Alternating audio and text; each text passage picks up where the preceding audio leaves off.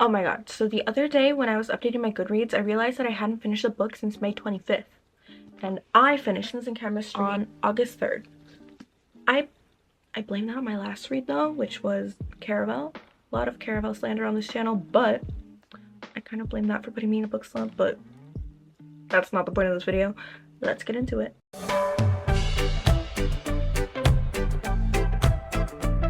So originally, I started reading Lessons in Chemistry as a get out of slump video that turned into me reading the first 10 pages of books that I was looking forward to. And this one just immediately, the first one I picked up for that video, the get out of slump original video, it immediately got me out of my slump. I was just like so intrigued, and the writing style is literally just what grabbed me, and what kept me reading was the characters, but mostly like Elizabeth as a character. Love. So here's a little summary about Lessons in Chemistry just so you can get like the feel of the book. It's a historical fiction book set in the 50s/60s, and our main character is Elizabeth. She is a scientist, so she's a woman working in a male-dominated field. If you catch my drift with that and where that's going, it's heading exactly where you think it's going. At least I hope that that's translating.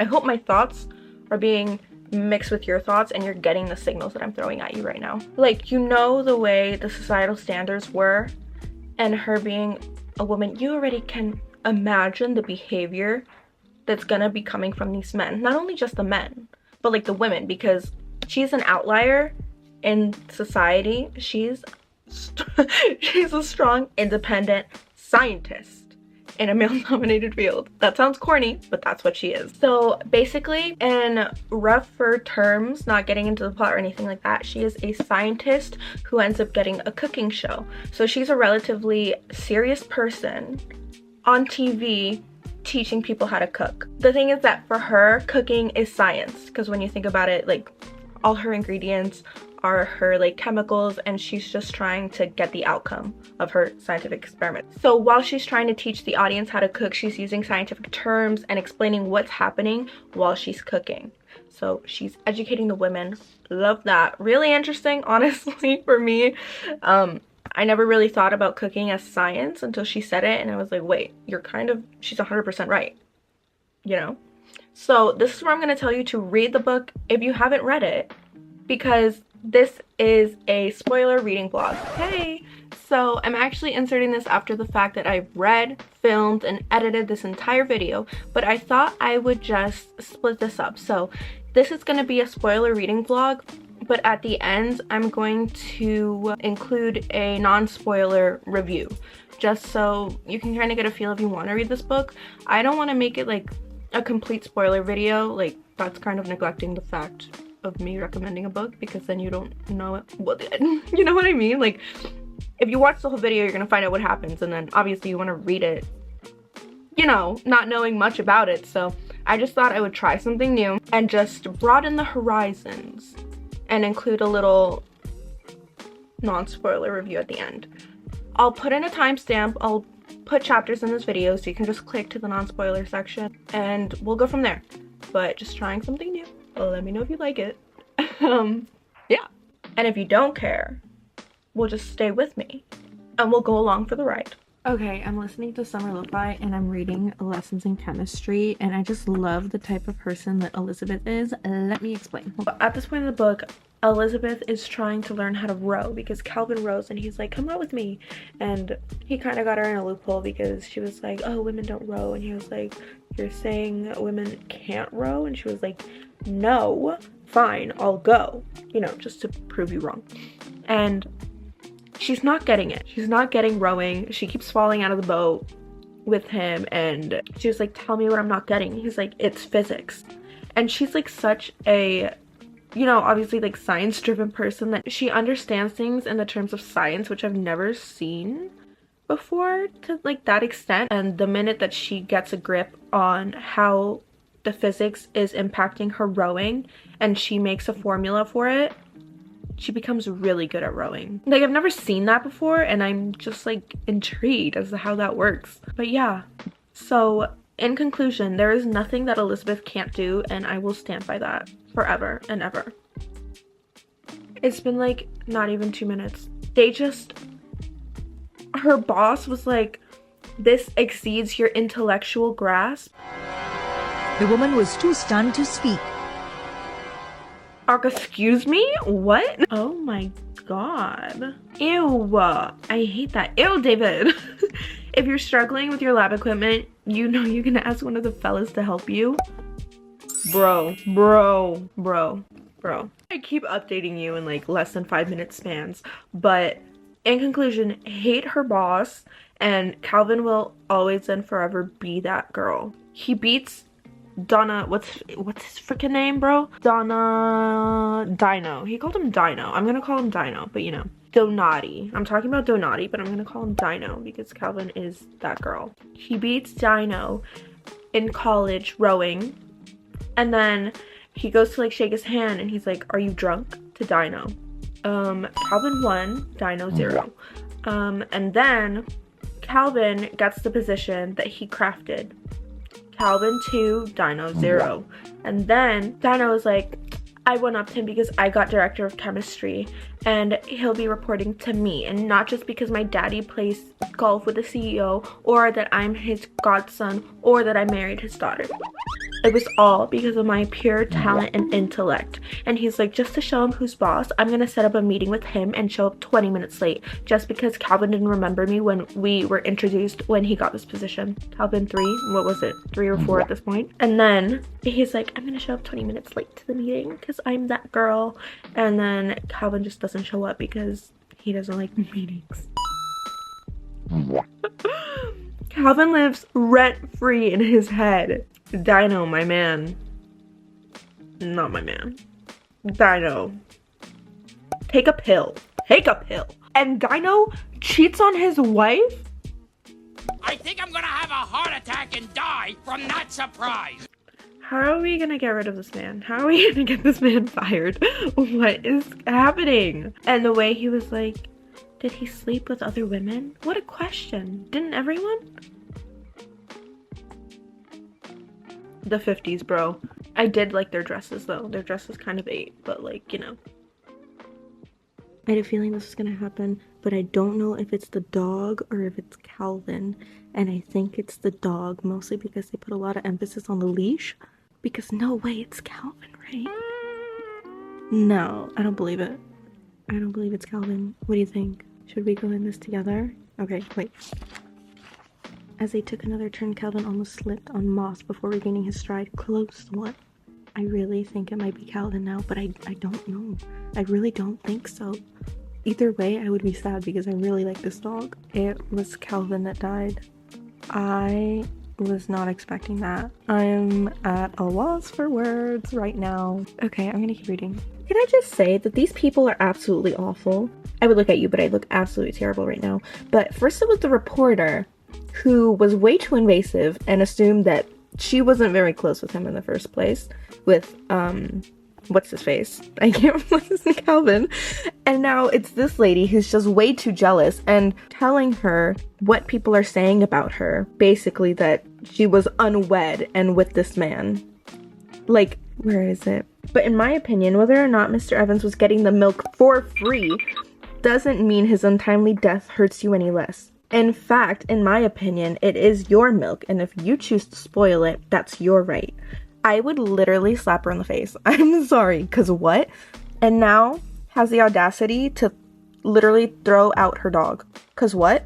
I get it. It was because of, like, Calvin that the dog got to stay, but have a little compassion, if you please. I am baffled right now by this behavior by everyone here. Okay? I just had to say my piece. Anyway, if there's something that I want, it's the downfall of this woman, because what?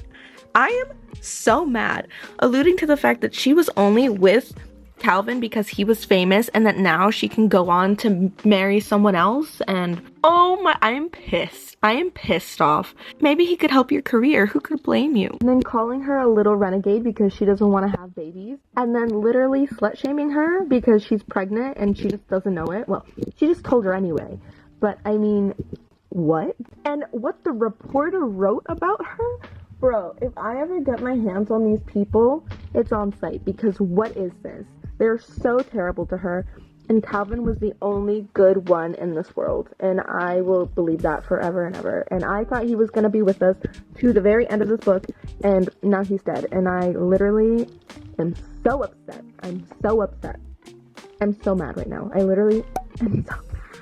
They're trying to fire her because she is unwed and pregnant, and trying to find out if they could do the research without her. And this man, Borowitz, or whatever the hell his name is trying to claim that he did it all. Everything. Oh my god. All of the men in this universe are literally piles of trash besides Calvin. I mean, I am at a loss for words, and I would literally like to crawl into a hole and die. So that's where I'm at right now, and that's where I'll stay. I can't do this anymore. I can't do this anymore. A woman, wait, no, let's go back. She's telling him that there's no problem with her being pregnant, and he has the audacity to say, how dare you?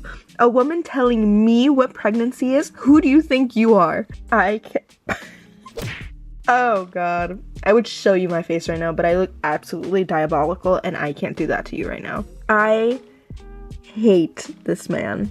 I hate this man. I hate him. This doctor is the only hope I have in this world. He's nice. I love him. And he looks out for her unlike anyone else. So thank you, doctor. What's his name? Dr. Mason. The real MVP. Love you. Bruv. Sorry. Bruv, we need to have a chat. We need to have a talk. It's been 2 days, I think, since I last saw you-ish. And I have made it, probably exactly half point now, okay? And I just took pictures of a couple pages that I wanted to talk to you about. And I must say that this book frustrates me. It frustrates me because I think, yeah, you saw this, but I'm frustrated with the people around Elizabeth. Like, the people who underestimate her, who try to take credit for her work, and just overall, the sexism, it ain't cute. And I want to talk to you about it, okay? Let's touch on some things. Harriet Sloane, love her. MVP, always and forever. Listen, Frask, if I could beat her up, I would. Elizabeth gets hired back as a lab assistant or whatever the hell it was. It's just a slap in the face. And for then her boss to take credit for her findings, I was livid. Livid. Frask, however, says, so what brings you back to Hastings? Shopping for a new genius? The woman was too stunned to speak. Bro, what?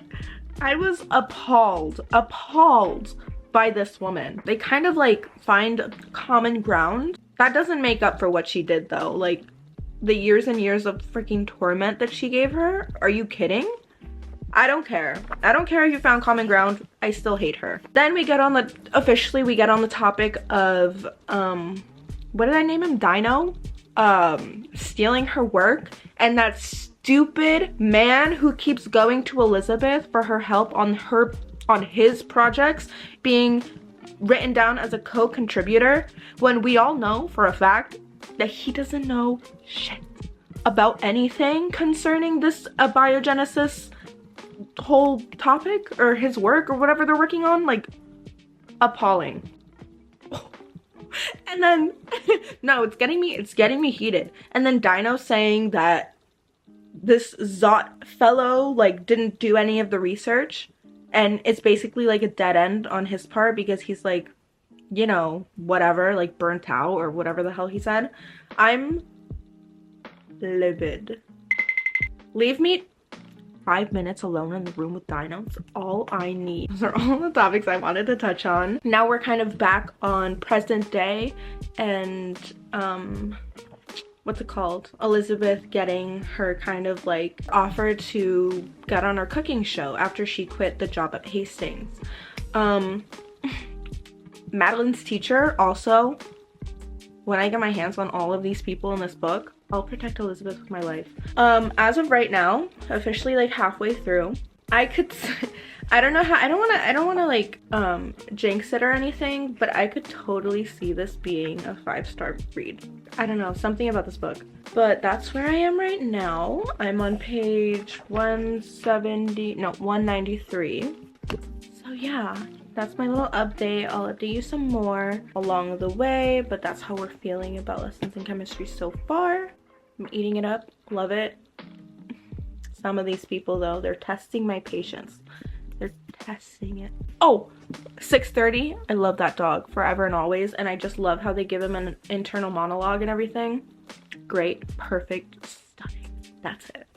Okay, every time I see this, it's only happened twice, but some mention of death, I'm always scared for her dog. I will never not be scared for her dog. It better not be her dog, I swear. On Monday, prepared to die, I'm now feeling extra relieved about this. Everything's gonna be fine. The dog is gonna be fine. I had to run up immediately to tell you, but the priest that Madeline was talking to is the pen pal that Calvin had, which is mind-blowing to me. What are the chances? And not only that, but he officiated Calvin's funeral. When worlds collide. That was, I literally had to come up here because I was downstairs and grab the camera to tell you this because I was mind blown. Mind blown. Hello. Okay, so yesterday I read about 104 pages. So we put a dent in her. I'm almost done, to be quite honest. There's 386 pages and I'm on page 348. No, I lied. I'm on page 338. But I took pictures and wrote down a few things that I just want to talk about that we should get into.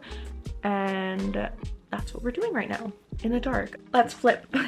I'm teaching this like a class. I'm like, let's flip to page 260, okay? Sync up with your own copy at home, like one of those reaction channels. So this is in front of Elizabeth's in-studio audience, and she's decided to like ask questions to the audience. So basically she gets the response from Mrs. George Phyllis from Kernsville, saying that she enjoyed the show and she can't believe how much she learned even though she's not the brightest bulb, in quotations, okay? That's what her husband always says. It says it right here. That's what my husband always says. And yet last week when you said osmosis was the movement of less concentrated solvent through the semi-permeable membrane to another more concentrated, I need my glasses, more concentrated solvent, I found myself wondering if, well, go on. Well, if the leg, seriously, where are my glasses? It is dark in here. I don't, cool. Okay, let's see. Well, if my leg edema might not be a byproduct of faulty hydraulic conductivity combined with irregular osmotic reflection coefficient of plasma proteins. What do you think? A very detailed diagnosis. So they kind of go back and forth about this, and she realizes that she has an affinity for medicine. And Elizabeth asks her what she wanted to be when she grew up. She goes, a loving wife and mother. And she goes, why am I running out of battery? Why am I? Spare battery, hold on. Cool, lovely. Always love having a spare battery because I don't even know. Anyway, but through this back and forth, Elizabeth gets it out of her that she always wanted to be a surgeon. A cardio surgeon, I think? Open heart surgeon, so cardio. Grey's Anatomy. Anyways, and no one laughs. Like, no one laughs. They applaud. And she's like, but it's too late. And Elizabeth's like, but it's not too late. It's never too late. So the point of all of this is being that even though they wanted Elizabeth off the air, she's had like a revolutionary like presence, especially right now in the 50s with all of these like housewives that now like they believe that they can do what they want to do. And that's like stunning. Stunning, great, fantastic, love it. And this is fantastic. This is great. This is everything I ever wanted and more. So it's great. I love it so much. But that takes me to page 272, where Elizabeth goes a little off script with her sponsorship on a canned soup, and the executive, the TV executive, so her boss's big boss, gets pissed off. And her boss, Jack, which is also the father of Amanda, which is the girl from the beginning of the story who stole Madeline's lunch, he's gone home because at this point, like, he's tried everything to get like Elizabeth back on track like his boss originally wanted, but he's not able to. So at this point he thinks that he's done for, so he's gone home for the day. And Jack calls her into his office, and Elizabeth gets a tip from her makeup lady that she shouldn't go in there alone and that she can come with her if she wants. And she goes, no, don't worry, I'll handle it, don't worry. Because she already wanted this meeting with the executive, because she was like, I just need to talk to him, I need him to see my vision for things, and like when we get on a one-on-one basis we can come to an understanding. This man fed up. He doesn't want to hear anything. He is Dino Man, the boss, but worse, I swear. He's yelling at her, telling her how the ratings are awful and everyone hates her and sponsors are being pulled because nobody wants to be associated with her. And he was like, this isn't getting a rise out of her at all, because she's acting like this man is having a tantrum like a 6-year-old boy. And he's fed up, and he's like, you know what? You're fired. Not only you, but your whole staff is fired. Of course, he's a idiot. And she's like, okay, but like, doesn't my staff work on a bunch of the other shows? So aren't those shows gonna be understaffed too? Like, you're like kind of contradicting yourself, because if my staff goes down, then so does your staff. He's like, don't worry, I can fix that. I can have people hired in 24 hours. She goes, fine, do whatever you gotta do. Unfazed, or Queen Elizabeth is unfazed. So at this point, Elizabeth is getting into like this conversation of how her show kind of is uncomfortable for some people to watch based on societal norms, and kind of discussing why that's the reason. He couldn't give less of a crap about what she's saying, and he is pissed off. He's now more pissed off than he was at the beginning. So like, apparently all of the men who are being questioned in this book, he was like, there's only one way to fix this. And in his mind, that's assault, just like her professor did at the beginning of the book when she was getting her degree. He takes out his willy and Elizabeth, unfazed, she already knew this was gonna happen based on like whisperings, plus her boss already told her not to be in a room alone with this man. But it's at this point where Elizabeth reaches into her purse at the end of the chapter and she takes out her cooking knife, her 14-inch knife, takes it out of her purse. At the end of this chapter, I thought she cut it off. I thought she fully just, and I wouldn't have blamed her. And I thought, oh, we're going to jail now. I wonder how this is gonna, I fully thought that. I'm like, okay, I've like processed the fact that we're going to jail. Like, this is where the book is taking it. But no, this man fainted. I thought it was fainting because, like, you know, but no, it was fainting because he had a heart attack because of the 14-inch knife. That's funny. And then he gets a get well card and everybody's like, I hate you. Like, never come back. And I'm like, valid, 100% valid. So that's something else I wanted to talk about because I was like, fantastic. So because this man is in the hospital, no one knows the conversation they just had. So she's not fired. Her staff isn't fired. Her show isn't canceled. And now her boss, George, I think his name is George? Walter? I don't know why in my head his name was George. Walter gets the executive position. And he can now take over like the station and how everything operates. And little did we know that we actually had sponsors lining up. Not only did sponsors want to pull out, of course, for their own reasons, but we had new sponsors for the show. So it's not like if we lost these, we would be like totally out of funding. That's not the case at all. He just wanted the show off the air because he's a prick. So in this case, we find out like Walter's kind of perspective on everything and like why he was so concerned. Obviously, we know why with Elizabeth going with him, but also the fact that he doesn't do anything to help the situation, you know? So from his point of view, we see were most men like Paul? In Walter's opinion, no. But did most men do anything about men like Phil, himself included? No. Which is even the case today, without getting so meta, but I'm just saying. Now we're off to page 300, okay? I'm flipping to page 300. Madeline is doing a report for school to draw her family tree. Now we know that she doesn't really know much about her family. Her father died, his parents died, his aunt died, Elizabeth's parents are, you know, it's just not a good family situation, extended wise.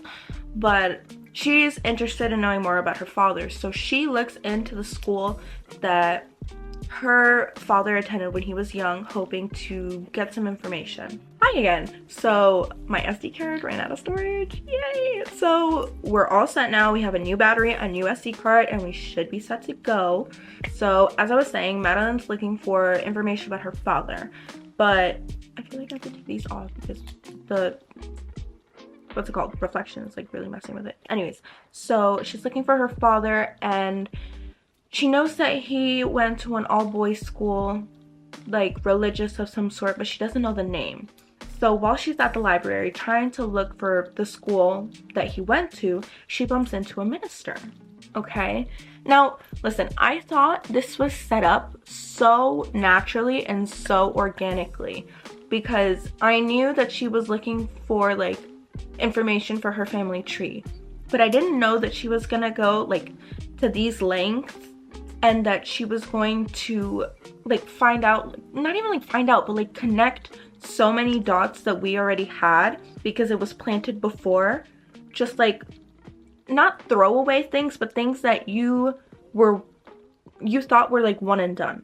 So we learned previously that Calvin had a pen pal of some sort. Listen, okay?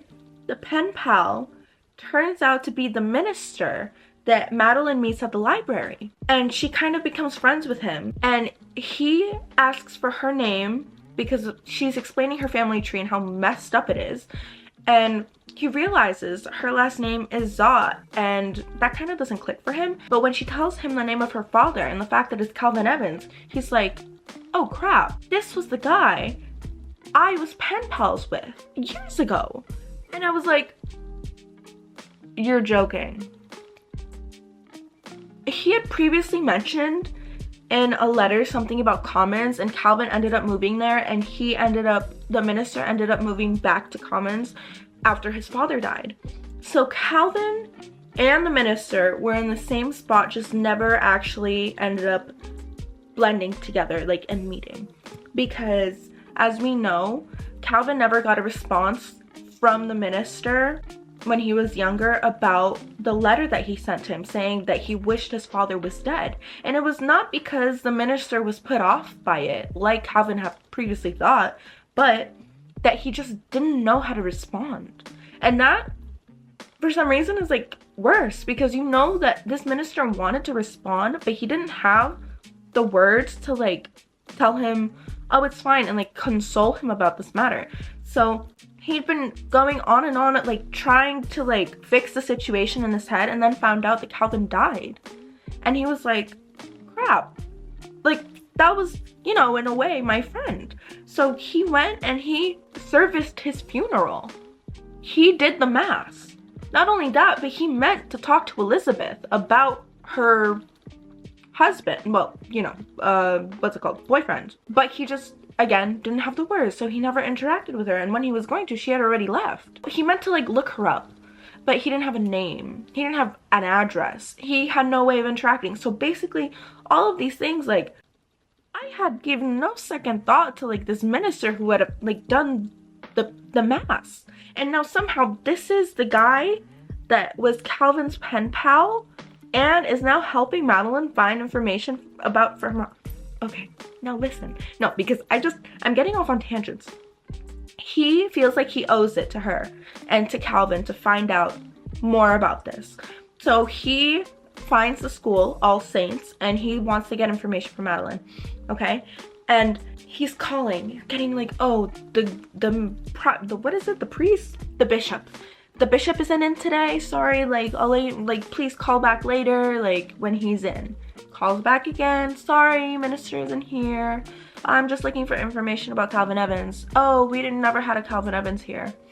To find out later from like another point of view that the bishop did know Calvin Evans and he hated him to the point where he passed his father off as like not wanting anything to do with him. And this is what literally makes me so mad, is that so much has happened to Calvin in his time at this boy's home and everyone has hated him, but this bishop has hated, I'm getting heated. This bishop has hated him the most, that he told the man that was looking for him, that he thought for some reason was his father, he told him that he was dead.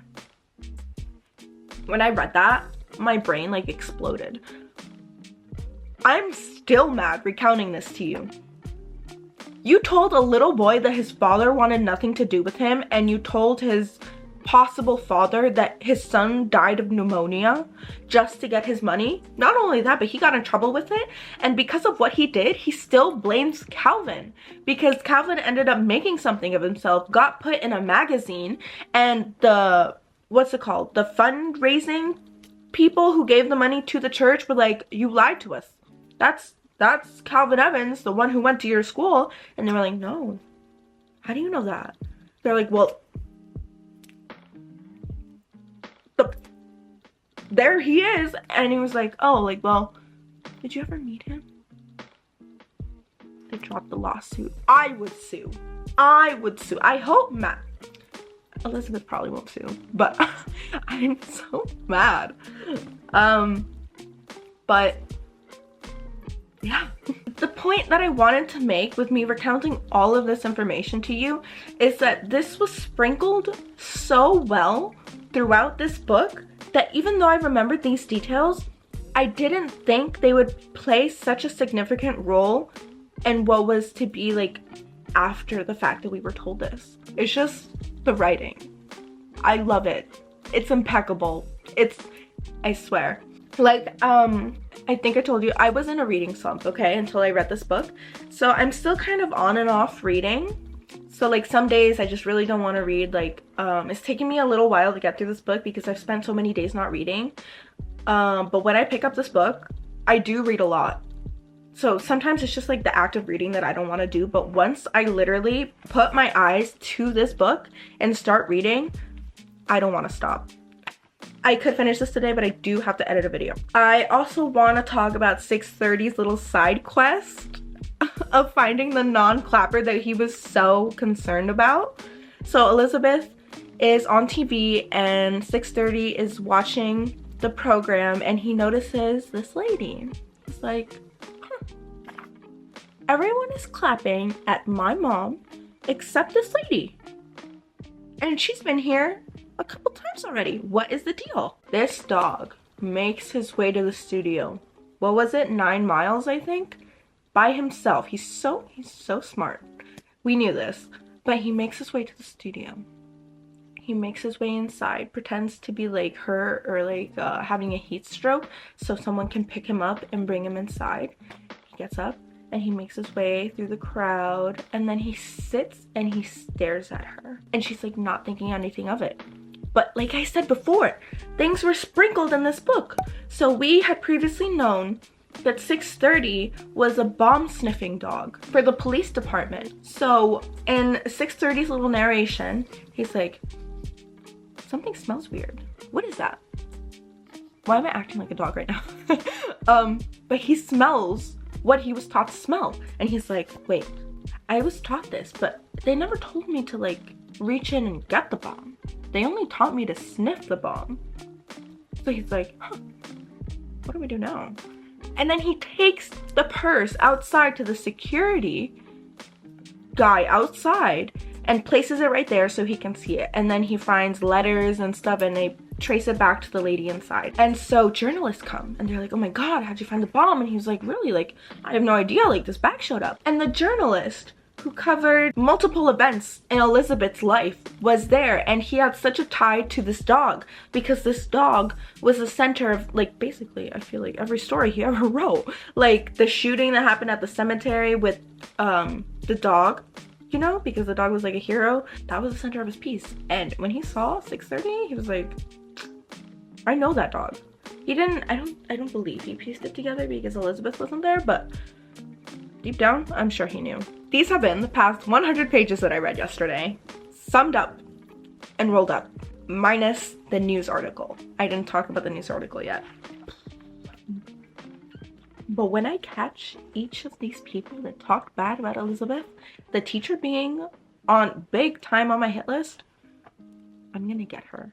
I'm a little bit upset though that the reporter didn't cover the like so many bad events that happened in Elizabeth's like career, from her education and getting assaulted to her boss stealing her work. Like, I don't know how the public would have received that, but I feel like the women would have understood. Maybe not the men, again, like maybe they would have made an excuse for it, but that's like one thing that's kind of bothering me, because I feel like he understood but he just didn't tell it. Again, it's personal, but again, she told him to a reporter, so I don't know if that was like on the record or off the record, but it would have helped her out, I feel like, a little bit, because at the end of the day, she is a scientist and not a cook, a chef, TV personality sort of situation. So that's the end of my summary of these 100 pages. I feel like I will see you next time when I'm done with this book. Okay? It's been great. I love this. I really do. So far, I'm saying this, I feel like I've said this before, but like, this is so far a 5-star book, and I'm hoping that the ending is good and it lives up to like the rest of the book, because I seriously could see this being a 5-star book. I love it so much. I really do. I love this book. Okay, that's all I have to say. I'll see you soon with end of book wrap up, I feel like. Okay, bye. Okay, we have a lot to catch up on, but I'll do that when I finish, I think. But the one thing I kind of want to put in here is about the investor from Hastings who was always funding Elizabeth's research. I don't know why, but I feel like he's just connected to Calvin. I don't know if the investor is somehow related to the like foundation that was donating to the all-boys school, but I feel like it's connected to Calvin somehow, and I could be his parents, could be the mother that was always like mailing him stuff saying, I'm your mother, but like, you know, it was like really suspicious. But I feel like she actually was his mother. I don't know, just something strange. But that's what I wanted to say super quick. One more thing. What the hell? What the hell is this? I'm sorry. So Harriet's getting a divorce, and for years she had told her priest everything that this husband was doing to her, and he recommended to pray to find new ways to become a better wife, to look better for him and understand how she upset him. This is the stuff that makes me mad. This right here. It always does, and it will never fail to make me mad. This right here is iconic. This is what I wanted. This is what I've always wanted. Sorry, Donati. You're just not smart enough. This is everything. Also, new director of chemistry. Oh god, I literally love this book so much. I like to give myself half a point for this one. So she's Calvin's biological mother, and she is the head of the foundation that kind of funded the all-boys home. Half a point for me, I think, for being mostly correct, but kind of incorrect. It is currently 4 a.m. I'm not even kidding you. It's 4 a.m. I just finished this book, and I just want to go through just a few like talking points, and then later we'll just get into like everything that I want to talk about. But I just wanted to update you on what I've learned, what I've finished, and everything like that. So where I picked off was Elizabeth wanting to leave supper at 6 to pursue her actual career being a chemist. Totally down for that, was totally up for it. And then so she's doing her last official episode, and there is a callback to Mrs. Phyllis, George Phyllis. By the way, her name is just like Marjorie. We don't need to call her Mrs. George Willis, because what? But Mrs. Phyllis has completed her pre-med and has been accepted into medical school.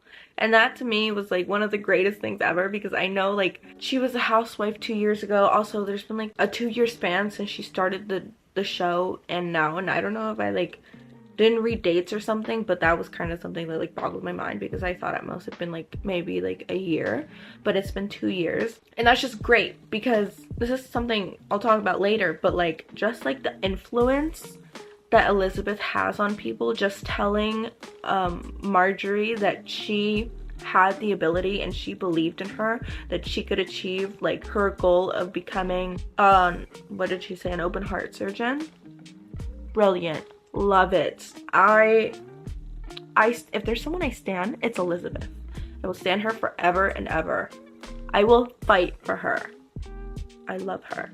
Okay, so after Elizabeth quits Supper at 6, we've come to learn that Elizabeth has had no job offers from institutes wanting to back her research projects, and she thinks it's because obviously like nobody takes her seriously because of the Life article that came out, which could be the case also because she's a girl, but like, you know, toss up. Because honestly, like, yes, the Life thing doesn't look good, especially because everybody lied in it. So my camera just fell over, sorry. But it's during this kind of interval of time when she's looking for a job that she gets a call from Frask.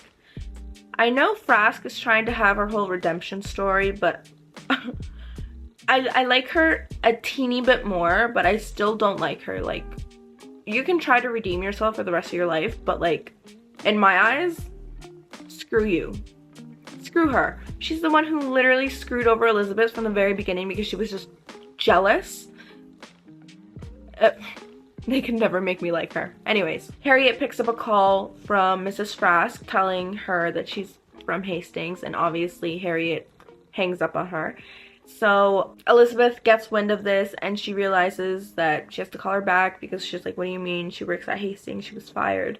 So she calls her back, she gets into the office and everything, and we learn that Frask is now the head of personnel at Hastings Institute. And I would also like to note that we know that she talked to Madeline at some point when she was working for, I never know how to say his name, Wakely, you know, like I can't remember what his position in the church is, but you know who I'm gonna call Wakely. We're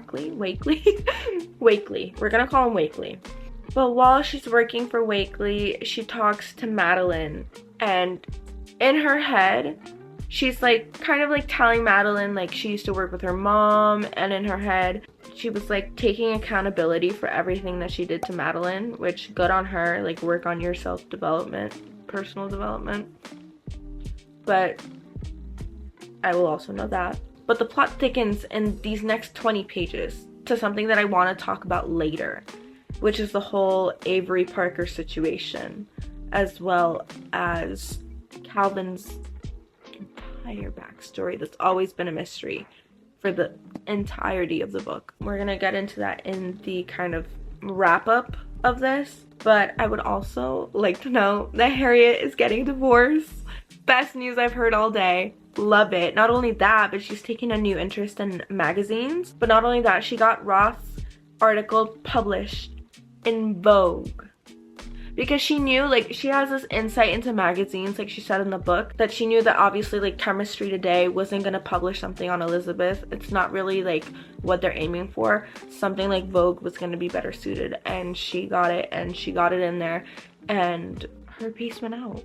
I would love to read like a little bit of like what it said, but things have been cleared up. Obviously, Frask came to Elizabeth's defense about why she got fired and Donati's involvement in him stealing her research and taking credit for it and everything, like the ickiness that he did. But that is my little condensed topics that I wanted to talk about, just like the lighter notes, and then we'll get into like the nitty gritty, which you already know what we're going to talk about. We're going to talk about Avery Parker and the whole backstory, because that's something I want to dive into, and that'll be really nice. And then ratings and everything, and that'll be it. But I'll see you soon. Sooner for you than sooner for me. Probably gonna film that in a few days.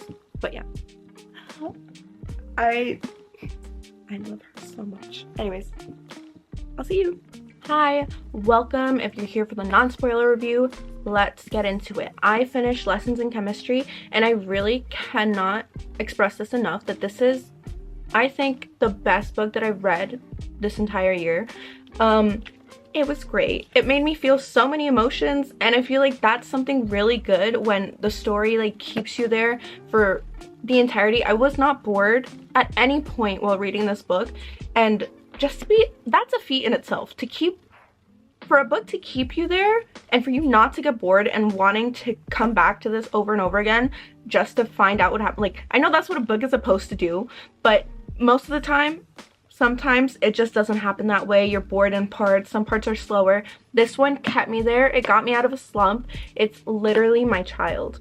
Characters were so well developed. Not just our main character, Elizabeth, who...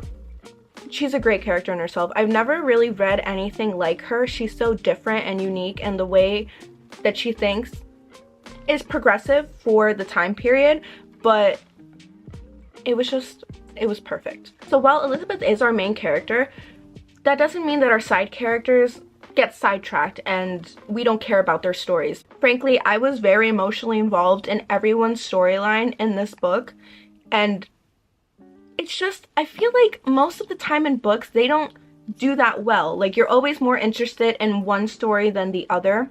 If we have different characters with different plot lines, you're like, okay, let me go back to this one. I don't want to be here anymore with this character. I never got that with Lessons in Chemistry. Each plot line, I'm serious when I say this, came together beautifully.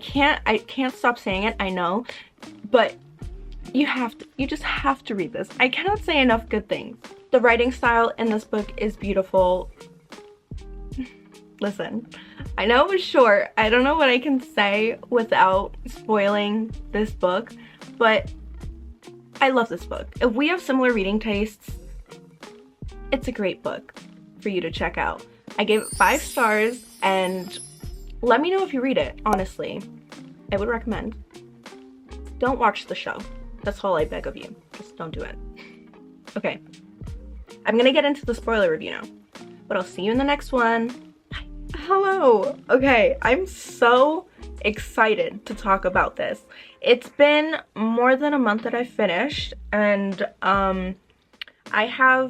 before, I loved that I did this, but when I finished this book, because I knew it was gonna take like 1 or 2 days to record something, life happened and I wrote down everything I wanted to talk about. And thankfully, I'm here to fulfill my own wishes. So we have a lot to get through.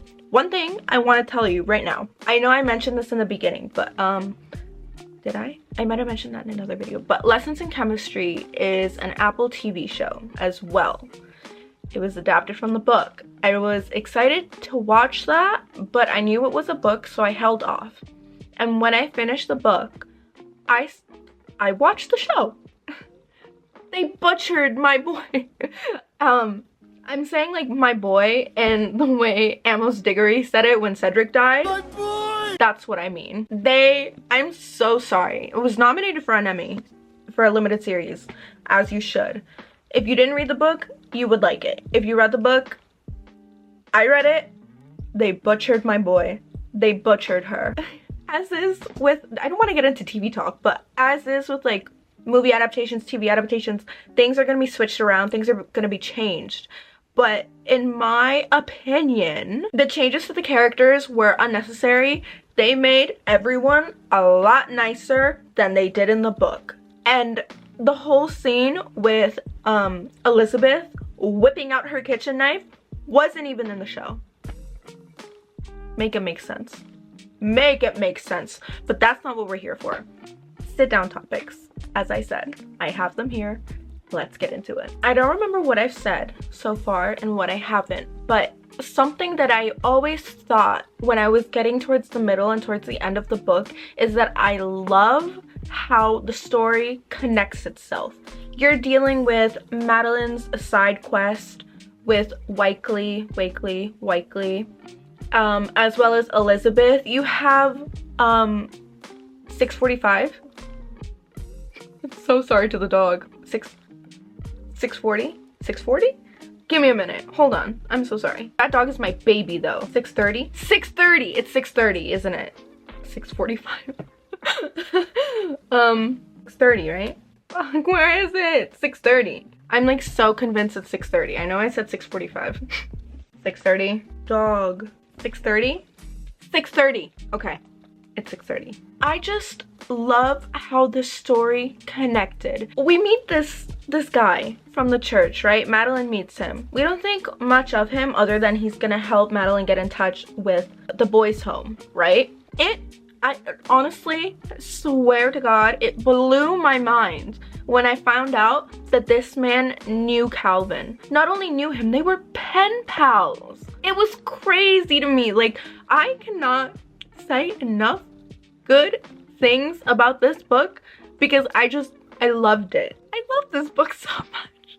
It was just so good. I feel like I've never read a book that connects subplots so beautifully together and seamlessly together that it just like all makes sense. And I just loved that point where you realize that this and this are connected and that are connected. Not only are those things connected, but everything's connected to the bigger picture. It was gorgeous.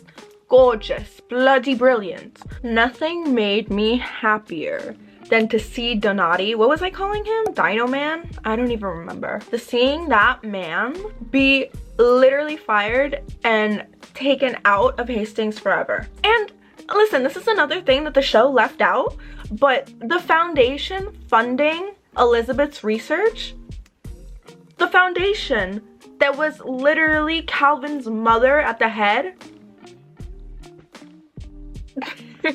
I'm serious.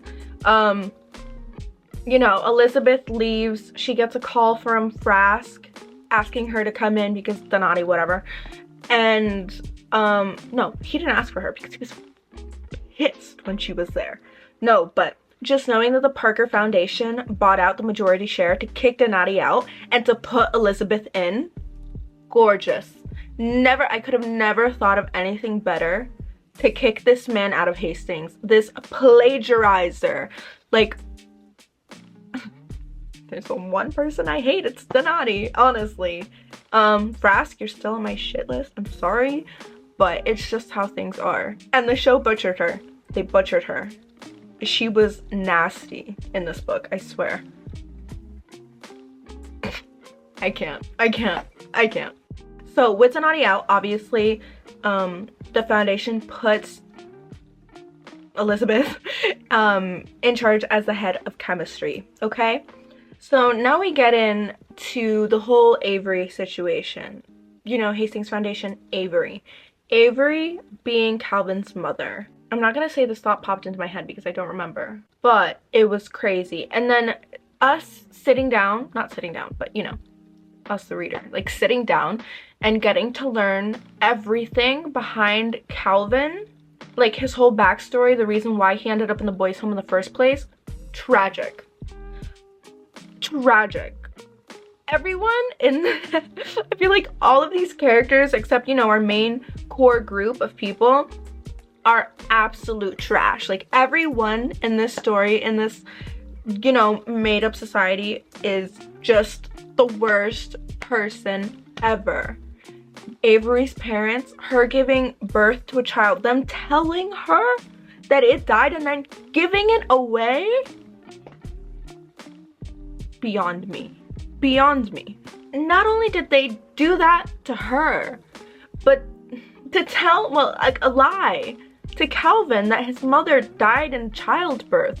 It's cruel. Honestly, it's cruel. It's honestly horrific, especially when you think back to the fact that they went looking for him at this home and that stupid man would rather get the charity money from him than to give this child over to his family. Bro. Getting back into these details is like getting me mad again, but it's also filling me with joy because I remember how much I love this book and how much I was invested in it. It's, I can't. And the cutest part of all of this was that finally Madeline, you know, put together her whole little tree and that Avery got to be her little acorn. It's so adorable. Above all, this is a found family story. And like, I never thought much about the found family, like, what's it called? The trope. Mostly because I think I'd never read it. So in my head, it was just something like low-key, like cheesy. But this one did it so right. Like, even though she lost Calvin, you know, she was with him found family within Calvin, but he died.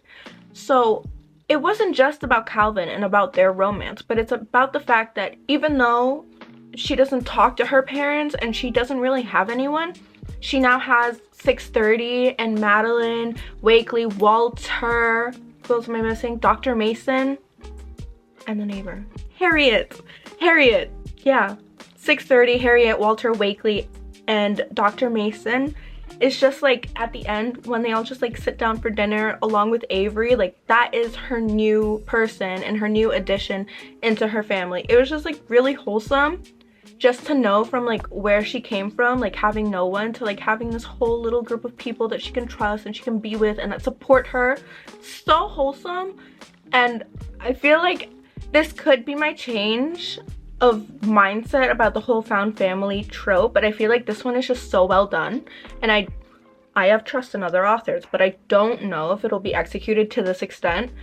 It was just mwah, gorgeous. And that really, the whole found family trope just popped into my head at the end when they all sit down for dinner with Avery there. I'm like, oh, like she finally like has a family and, you know, like doesn't have to spend Christmas alone and like all this stuff. Like she has her people.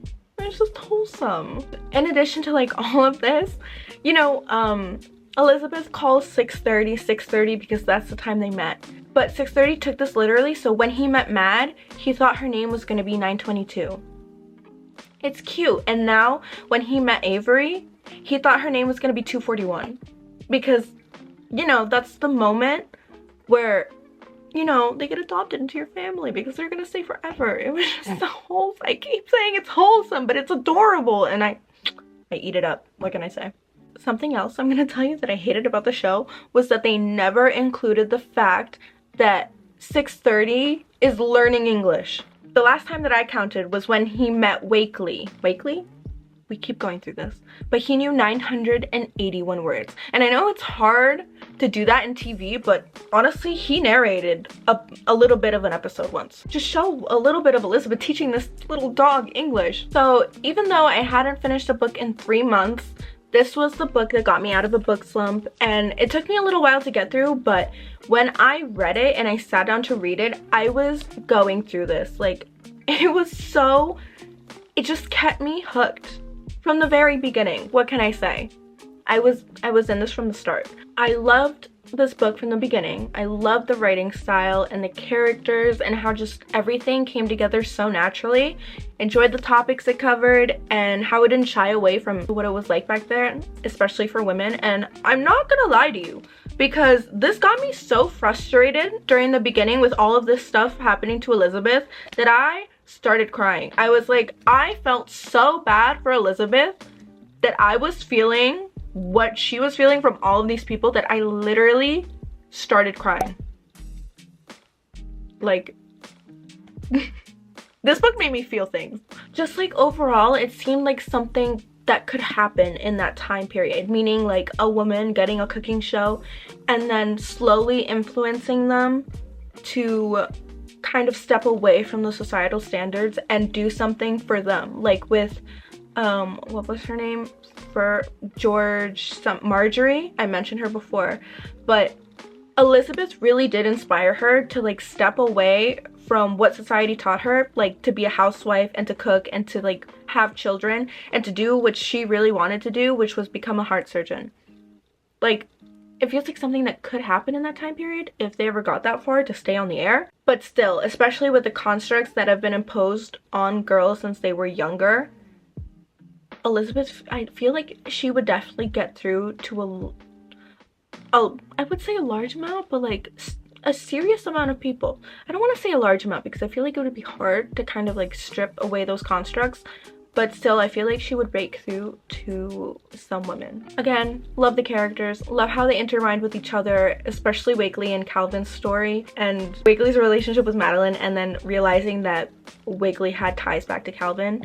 It was just gorgeous. I keep saying that in an accent, I don't know why, don't ask. But this book was a masterpiece, beautifully crafted, would recommend to a friend, would reread, and yeah, I would reread this. And I'm in a book slump right now, I'm not gonna lie to you, and the urge to turn back to this book is very high.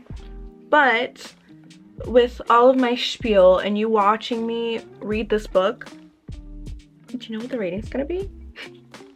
I love this book so much. It's a 5 out of 5 stars. And it's just, again, I get so happy when I get a 5-star read.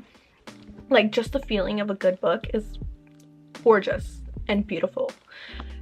And for a long time, I didn't think that I was gonna have another 5-star because it had been a long time before Funny Story that I had a 5-star read, but here we are. Second 5-star of the year. Really happy. Check out this book if you haven't. If this is the only introduction you're getting into lessons in chemistry and you just watch this whole like spoiler review / vlog, go read it. I recommend it. Seriously, made me so happy. I'm gonna leave it off there. I could talk about this book forever, but I'm not going to. So if you want to hear me ramble about some other things, I have videos up on the channel. Go check them out. Thanks for watching. Thanks for checking this video out today. I was gonna say something else, but I don't remember. Anyways, thanks for watching the video. Love you. Bye.